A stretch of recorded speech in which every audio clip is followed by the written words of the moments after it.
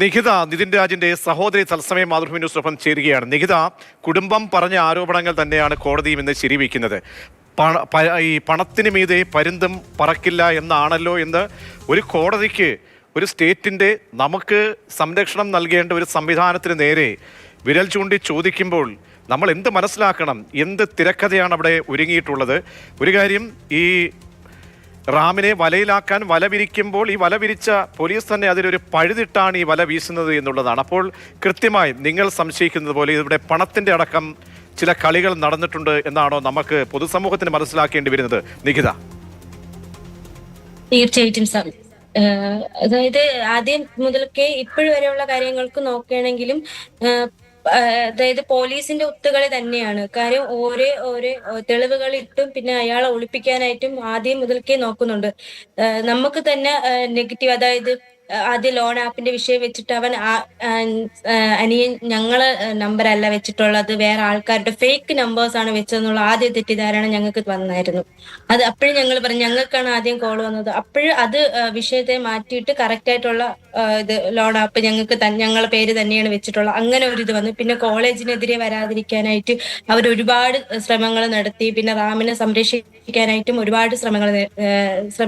പിന്നെ അത് കഴിഞ്ഞിട്ട് സുപ്രീം കോടതി പോലും തള്ളിയിട്ട് പോലും അയാൾ ഇതുവരെയും പിടിച്ചില്ല. ലാസ്റ്റ് നമുക്ക് മൺഡേ തിങ്കളാഴ്ച ഒരു കേസ് ഉണ്ടായിരുന്നു. ആ കേസിൽ ഉറപ്പായിട്ടും പിടിക്കും എന്നറിഞ്ഞ്, അല്ലെങ്കിൽ അവർക്ക് എന്തെങ്കിലും ഒരു നടപടി വരുമെന്നുള്ളത് കൊണ്ട്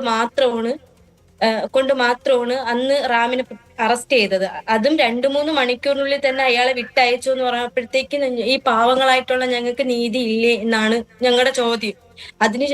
അതറിഞ്ഞതിന് ശേഷം തന്നെ ഞങ്ങൾ പോലും ഷോക്കായി പോയി. കാര്യം ഒരു പാവപ്പെട്ടവനും പണക്കാരും തമ്മിലുള്ളൊരു ഇതാണ് അവിടെ കാണിച്ചത്. പോലീസ് എല്ലാവരും കൂടെ ചേർന്നിട്ടുള്ള ഒരു ഒത്തുകളി തന്നെയാണ്. പിന്നെ കോടതി തന്നെ ചോദിക്കുകയാണ്, ഈ പാവങ്ങളെ ദ്രോഹിച്ചിട്ട് പണക്കാരെ സംരക്ഷിക്കാൻ എന്തിനാണ് ഇങ്ങനെ ഒരു പോലീസ് എന്ന് ചോദിക്കുമ്പോൾ നമുക്ക് തന്നെ നാണക്കേട് തോന്നുകയാണ്. ആ ഡിവൈഎസ്പി സ്വയം ഒഴിഞ്ഞു മാറേണ്ട വ്യക്തിയാണ്. കാരണം ആ സ്ഥാനത്തിരിക്കാൻ ഒരു അർഹനമല്ല ഈ ഡിവൈഎസ്പി എന്നുള്ളത്. ഞാൻ ഒരു കാര്യം ചോദിക്കാം. കാരണം ഹൈക്കോടതി, ജില്ലാ കോടതി, ഹൈക്കോടതി, പിന്നീട് സുപ്രീം കോടതി വരെ പോയതാണ് ഈ കേസിൽ സംരക്ഷണം തേടി ഈ ഡോക്ടർ റാം, ഈ പ്രതിസ്ഥാനത്തുള്ളയാൾ. ഇപ്പോൾ സുപ്രീം കോടതിയുടെ ഒരു ഇടപെടൽ ഇല്ലായിരുന്നു എങ്കിൽ ഒന്ന് ആലോചിച്ച് നോക്കണം. അതുവരെ സാവകാശം നൽകി, അതുവരെ പ്രതിയെ, കേരള പോലീസ് എന്ന് പറഞ്ഞാൽ ഏറ്റവും നമ്പർ 1 പോലീസിംഗിൽ കുറ്റാന്വേഷണത്തിൽ ഏറ്റവും പ്രഗത്ഭരായ ഉദ്യോഗസ്ഥരുള്ള ഒരു സേനാ വിഭാഗമാണ്. അപ്പോൾ അവർക്ക് കുടകിലോ എവിടെ വേണമെങ്കിലും കടന്നു കയറി ചെല്ലാം പിടികൂടാനുള്ള സംവിധാനം ഉണ്ടായിട്ടും അവിടെ ഒരു അഴകുഴമ്പൻ സമീപനം സ്വീകരിച്ചെങ്കിൽ ചില കാര്യങ്ങൾ നമുക്ക് സംശയിക്കേണ്ടി വരും. അപ്പോൾ ഈ ഉദ്യോഗസ്ഥൻ ആ സ്ഥാനത്തിരിക്കാൻ യോഗ്യനല്ല.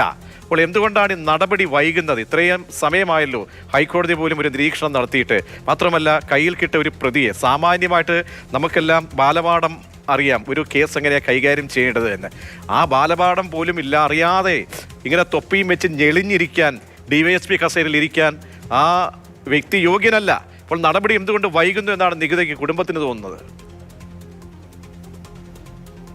സാർ പറഞ്ഞതുപോലെ ഈ പാവങ്ങളും പണക്കാരും തമ്മിലുള്ള ഒരു വ്യത്യാസം തന്നെയാണ് അവിടെ കാണിച്ചിരിക്കുന്നത്. പിന്നെ കോളേജിന്റെ പേര്, കോളേജിലെ അധ്യാപകര്, റാം ഉൾപ്പെടെയുള്ള അധ്യാപകർ ആരും പുറത്ത് വരാതിരിക്കാൻ ഈ കേസ് ഒതുക്കി തീർക്കാനായിട്ടാണ് അവർ ഇത്രയും നാള് ശ്രമിച്ചത്. അതിനെല്ലാത്തിനും നമുക്ക് സുപ്രീം കോടതി വരെ നമുക്ക് ജാമ്യം തള്ളിയിട്ട് പോലും അയാൾ ഓരോ ഇത് കൊടുത്തിട്ട് ലാസ്റ്റ് ഈ ഒരു കളി, അതായത് പോലീസ് ഒത്തു കളിക്കുകയാണ് ലാസ്റ്റത്തെ നിമിഷം.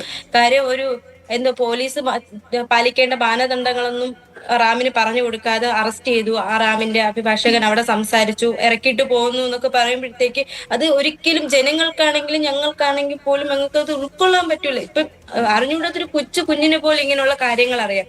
എന്തുകൊണ്ട് അവരത് ചെയ്തില്ല? അപ്പൊ എല്ലാവരും കോളേജിന്റെ പേരും മാനേജ്മെന്റിന്റെ ഭാഗത്തു നിന്നെല്ലാം അവരൊന്നും തെറ്റ് ചെയ്തിട്ടില്ല എന്ന് തെളിയിക്കാനായിട്ടുള്ള ശ്രമങ്ങൾ തന്നെയാണ് ഇത്രയും നാളും കൊണ്ടുവന്നത്. ഈ അന്വേഷണ ഉദ്യോഗസ്ഥർ ആരെങ്കിലും നിങ്ങളെ ബന്ധപ്പെട്ടിട്ടുണ്ടോ എന്തെങ്കിലും കാര്യങ്ങളിൽ? പിന്നീട് അവരുമായി ബന്ധപ്പെടാൻ പുതിയൊരു അന്വേഷണ സംഘം കൂടി വരികയാണ്. പുതിയ അന്വേഷണ സംഘം ഇന്ന് പരിശോധനകൾ നടത്തുകയൊക്കെ ചെയ്തിട്ടുണ്ട്. അവരാരെങ്കിലും കുടുംബത്തെ ബന്ധപ്പെട്ടോ?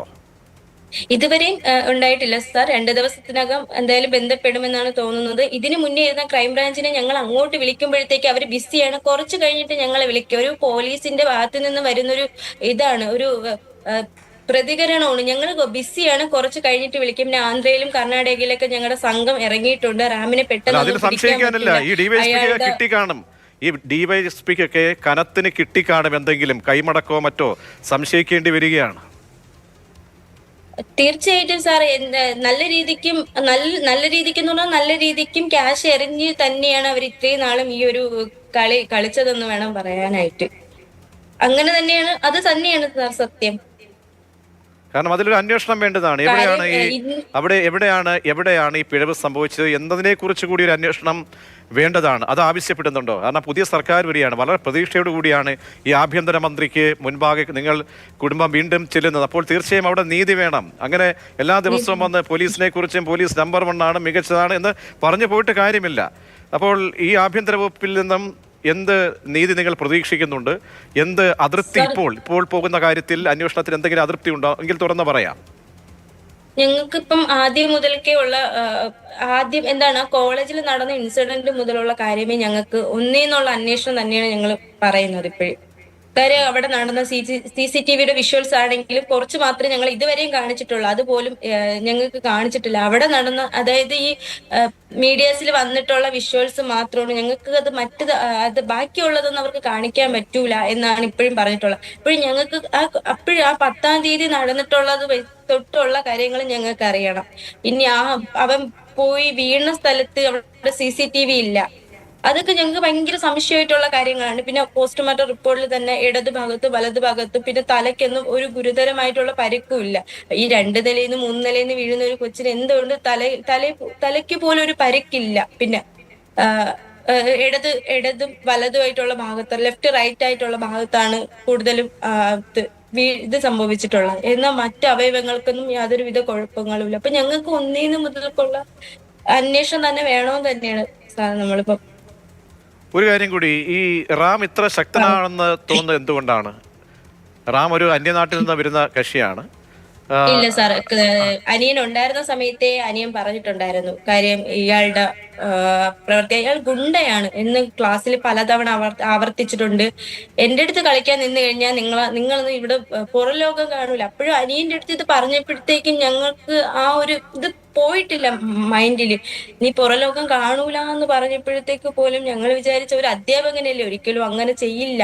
നീ വാട, നമുക്ക് ഫ്രണ്ടിൽ നിന്നിട്ട് തമ്മിൽ തല്ലി തീർക്കുക. ഒരു അധ്യാപകൻ ഒരു സ്റ്റുഡന്റിന്റെ അടുത്ത് പറയുന്ന ഒരു വാക്കാണ്, വാട ഞങ്ങൾക്ക് ഗേറ്റിന് ഫ്രണ്ടിൽ നീ ഇറങ്ങടാ, നമുക്ക് തമ്മിൽ തല്ലി തീർക്കാം. നീ എന്തായാലും ഇവിടെ നിന്ന് ജീവനോടെ പോവൂല, നിന്നെ ഞാൻ വണ്ടി ഇടിച്ചെങ്കിൽ.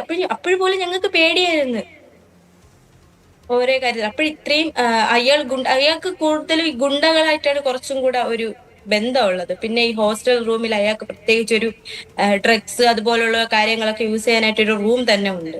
അവിടെ പോലീസിനെ പോക്കറ്റിലാക്കാൻ പറ്റിയ ശേഷി എന്താണെന്ന് ചോദിക്കുന്നത്. ഈ പോലീസ് എന്ന് പറയുമ്പോൾ അറിയാമല്ലോ, അവിടെ ഡിവൈഎസ്പി ഒരു സ്പെഷ്യൽ ടീമാണ്, ക്രൈംബ്രാഞ്ചിന്റെ ഒരു ടീം അന്വേഷിക്കുകയാണ്. അപ്പോൾ ആ സംഘത്തെ മുഴുവൻ ഇങ്ങനെ കീശയിലാക്കാനുള്ള ശേഷി അദ്ദേഹത്തിനുണ്ടോ? ഉണ്ട്, തീർച്ചയായിട്ടും ഉണ്ട് സർ.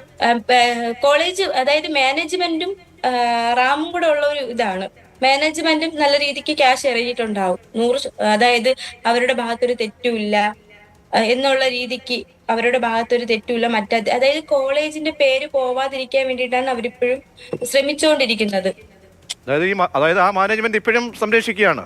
കോളേജിന്റെ ഭാഗത്ത് അല്ല, അധ്യാപകരൊന്നും തെറ്റ് ചെയ്തിട്ടില്ല. ലോൺ ആപ്പിന്റെ പേരിൽ കൊണ്ടുവെക്കാനായിട്ട് ആദ്യം മുതൽക്ക്, അതായത് ഫസ്റ്റ് ടൈമിൽ തന്നെ പോലീസ് ലോൺ ആപ്പാണ്. അപ്പോഴും ഞങ്ങൾ പറഞ്ഞു, ലോൺ ആപ്പാണെങ്കിൽ ലോൺ ആപ്പിന്റെ ഇതിൽ അവൻ 14,000 രൂപയ്ക്ക് മരിക്കേണ്ട ആവശ്യമില്ല.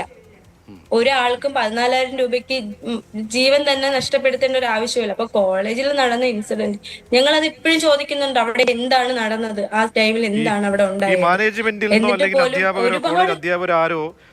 പിന്നീട് നിങ്ങളെ ബന്ധപ്പെടുകയോ മറ്റോ ചെയ്തോ? ഇതുവരെയും ഇല്ല, ബന്ധപ്പെട്ടിട്ടില്ല സാർ. ഇതുവരെയും അധ്യാപകരാരും ബന്ധപ്പെട്ടിട്ടില്ല. എന്തായാലും വളരെയധികം നന്ദി നികിത, ഇക്കാര്യങ്ങളൊക്കെ തന്നെ തുറന്ന് പറഞ്ഞു. അതും അനിയനാണെങ്കിൽ കോളേജിൽ പോകുന്നില്ല എന്ന് പറഞ്ഞ സ്ഥാനത്ത് അവര് ഇങ്ങനെ കൂടുതലും നോട്ട് പോലെ എഴുതണ്ടെന്നൊക്കെ ഉള്ള രീതിക്ക് സഹായങ്ങൾ ചെയ്തു തരാന്ന് പറഞ്ഞ് ലാസ്റ്റ് അവന് കോളേജിൽ വിളിച്ചു വരുത്തി കൊന്നു എന്നത് ഇപ്പോഴും ഉൾക്കൊള്ളാനായിട്ട് പറ്റുന്നില്ല. ഇവരൊക്കെ ഒരു അധ്യാപകരാണോ? ഇന്നത്തെ നമ്മളെ കുട്ടികളൊക്കെ വളർന്നു വരുമ്പോഴത്തേക്ക് എങ്ങനെയായിരിക്കും മുന്നോട്ട് ജീവിക്കുന്നത് ഇത്തരത്തിലുള്ള അധ്യാപകരൊക്കെ ഉള്ളപ്പോഴും?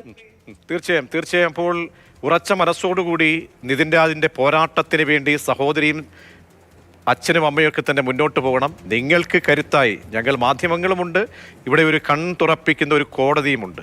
ഈ പോലീസ് സംവിധാനത്തെ വിശ്വസിച്ചിട്ട് ഒരു കാര്യമില്ല എന്ന് ഓരോ സംഭവങ്ങൾ വരുമ്പോൾ അതിൻ്റെ പല ഇമ്പാക്റ്റുകളും കാണുമ്പോൾ മനസ്സിലാവുകയാണ്. അപ്പോൾ ഈ നാണംകെട്ട DYSP ആ തൊപ്പി തലയിൽ വയ്ക്കാൻ അർഹനല്ല. ഉടനടി പിടിച്ച് പുറത്താക്കാനുള്ള ബാധ്യത ഈ ആഭ്യന്തര വകുപ്പിന് ഉണ്ട് എന്ന് വിശ്വസിക്കുന്നു. നട്ടലിലുള്ള ഒരു ആഭ്യന്തരമന്ത്രിയാണെന്ന് ശ്രീ ബഹുമാനപ്പെട്ട രമേശ് ചെന്നിത്തല അങ്ങേ വിശ്വസിക്കുകയും ചെയ്യുന്നു. വളരെയധികം നന്ദി.